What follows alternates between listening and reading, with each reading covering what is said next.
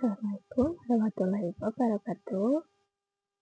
Perkenalkan, nama saya Siti Tari dengan nomor mahasiswa 055717217 di ITB Jakarta.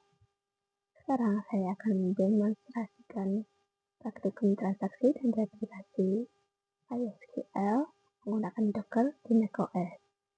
Karena keterbatasan waktu dan alat, di mana saya hanya mempunyai satu laptop, jadi saya akan menggunakan Docker di macOS.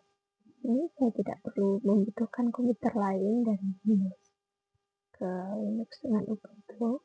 Saya bisa coba melakukannya di sini.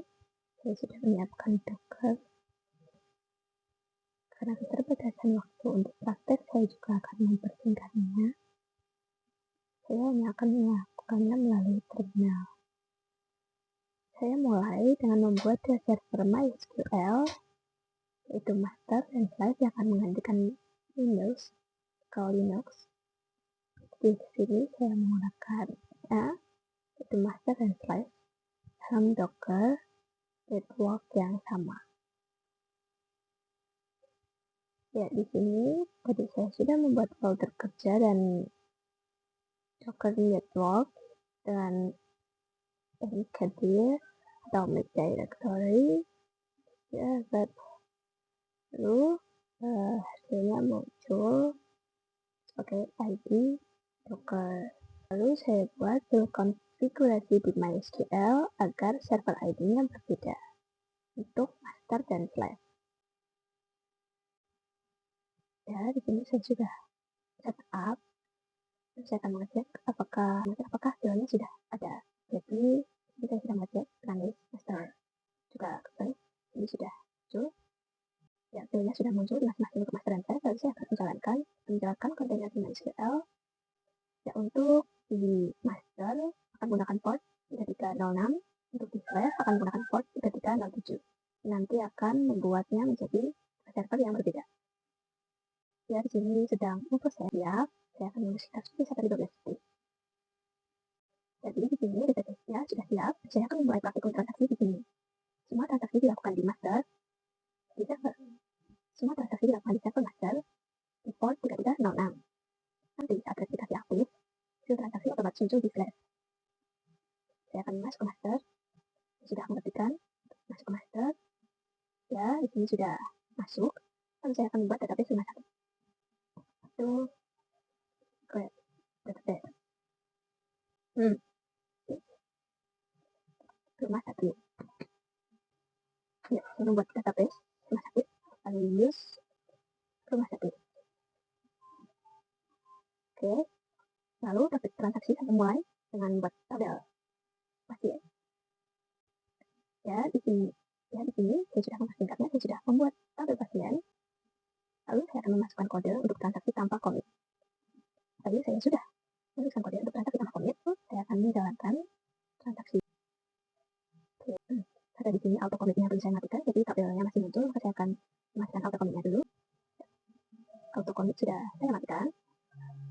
Lalu saya akan mulai transaksi lagi. Di sini saya akan masukkan data tanpa komit. Sudah jadi data tanpa komit. Lalu saya akan mengecek tabelnya. Ya, di sini data tester ini muncul namun belum permanen.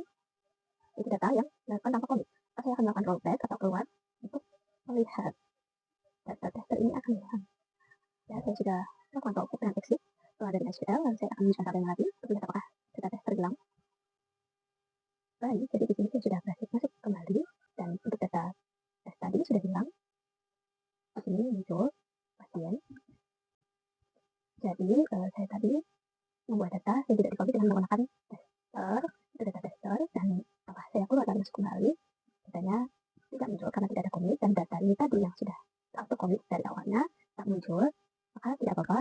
Jadi saya lakukan yang sudah dikomit dulu, baru yang tidak dikomit. Lalu saya akan melakukan rollback, transaksi rollback di sini. Tadi untuk data yang muncul ini menggunakan transaksi satu pada kodenya. Di sini untuk rollbacknya tidak apa-apa, saya gunakan transaksi 3 karena sudah terlanjur. Ini adalah untuk transaksi rollback. Nah, di sini saya sudah melakukan call transaksi 3 untuk transaksi rollbacknya. Dan di sini sudah muncul Sesuai data yang saya masukkan, hitung dengan nama pasien benar, dan jenisnya adalah rollback. Dan di sini muncul dana di tabel pasien. Lalu selanjutnya saya akan melakukan transaksi save point. Dan di sini kodenya sudah saya tulis untuk save point. Ini ada alamat A, point 1, alamat B, rollback, dan alamat C, commit. Jadi di sini nanti yang tersimpan hanya A dan C. Untuk B di rollback atau dibatalkan. Ya, jadi karena sebentar, di sini tadi ada sedikit gagal rollback, jadi saya akan memperbaikinya. Tadi kan masih ada auto commit dan di start transaction ini matikan auto commit sementara. Dan tadi kan set point satunya tidak valid, sekarang di sini set point satunya akan valid. Dan di sini rollback to P1 yakni menghapus B dan tetap menyimpan A dan C masuk sebelum commit. Lalu saya kali prosedur dalam transaksi 4. Sebenarnya data sudah benar, hanya memang berubah karena transaksi lama dan transaksi baru. Saya akan coba menunjukkannya.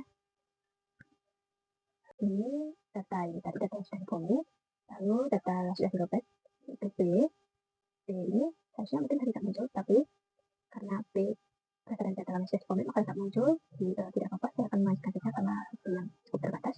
Saya akan melanjutkan ke step berikutnya, itu trigger.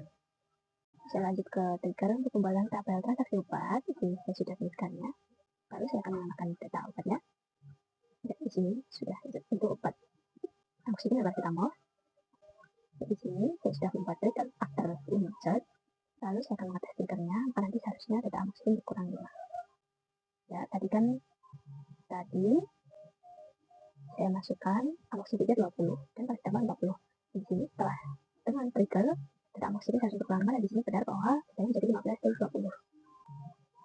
Sekarang saya akan melanjutkan untuk mengaktifkan replikasi, karena nanti datanya otomatis tidur 3. Di sini terdapat error saat memasukkan replikasi dan saya sudah mencoba selama berjam-jam namun tidak berhasil.